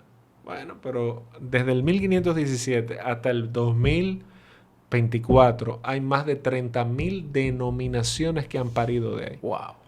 That's a lot, people. Y tú dices, pero y cada vez que yo veo que aquí ponen una iglesia nueva, yo me pregunté eso. Cuando nosotros en el 2017 nos entregaron un local, eso es tema de otra clase. Yo dije, yo entré en esa reflexión acá, pero nosotros, es porque yo me fui de la alabanza y yo tengo que ser un hombrecito. Y digo, pero eso no puede ser la motivación, mejor cerremos esto y vámonos para otro sitio. Sí. Si un local y un grupo de personas no tienen una visión clara de por qué usted no es café y usted es agua, ¿cuál es su aporte? Hay un peligroso gusanillo de la motivación incorrecta que lo está llevando usted a poner un negocio y no un lugar de restauración. Y ese siempre ha sido mi problema. Digo, yo tengo 11 años, 12 años ahora que acepté a Jesús y estoy... Pero cuando yo siempre decía, ven aquí, ¿por qué no hay una regulación? O sea, ¿por qué? Yo siempre he dicho. Y es por qué una gente puede decir, déjame abrir una iglesia aquí y la abre y ya. O sea, no hay un... O sea, cuando tú ves otras organizaciones en sus diferentes denominaciones, la católica obviamente porque también es estatal y tiene su estado y tal, el Vaticano y etcétera. Pero cuando tú miras, bueno, hay un orden de, espérate, tiene una programación, tiene una preparación, tiene una aceptación de esto, tienen que pasar aquello, tratando de por lo menos tener una validez de algo. Claro. Pero entonces, en nuestro lado, por decirlo así, es como que me fui de aquí que me quillé, ¿no? Es que él dice que esto es malo, yo digo que no, déjame yo mejor aquí, yo tengo un dinero, una cosa que me entró, voy a abrir un local, iglesia de los santos, qué sé yo qué, qué sé yo cuánto, y fuapiti, ya. Mira, amado, eso es un tema que yo estoy de acuerdo, siempre he dicho que las iglesias deberían fiscalizarlas. Porque muchas sirven hasta para lavado de activos. De hecho, por eso la ley de lavado de activos que se implementó recientemente. Hace varios años, busca regular eso hasta cierto punto. Y yo sé que vienen modificaciones para... ser más transparente. Para tener trazabilidad. Ahora, eso tiene sus luces y sus sombras. O sea, tú ves ahora, recientemente, lo que el Vaticano ha lanzado con la bendición no litúrgica a los homosexuales o a las bodas homosexuales. Una cosa es respetar, y yo creo que hay que respetar, claro, o sea, el que piense diferente. Y el que si usted no cree en la Biblia, yo no te puedo juzgar con los cánones de la Biblia. Yo siempre he dicho en todos los debates, yo no te puedo decir a ti, usted está en pecado, cuando esa persona no cree en esto. O sea, claro, para él no es un pecado, para él es una forma de vida. Ahora, que tú y yo seamos cristianos, si tú y yo asumamos eso, para nosotros sí es pecado. Sí. Bueno, habiendo dicho eso, se lanza este edicto y eso genera entonces un escozor terrible, porque hay muchos que no están de acuerdo con eso. Entonces es una unidad en forma o en fondo. Te vas a dar cuenta que es una unidad en forma, no en fondo. De este lado, yo te podría decir que estoy totalmente de acuerdo porque debería haber alguna regulación. Ahora, ¿quién regula? Exacto. ¿Cómo sería esa regulación?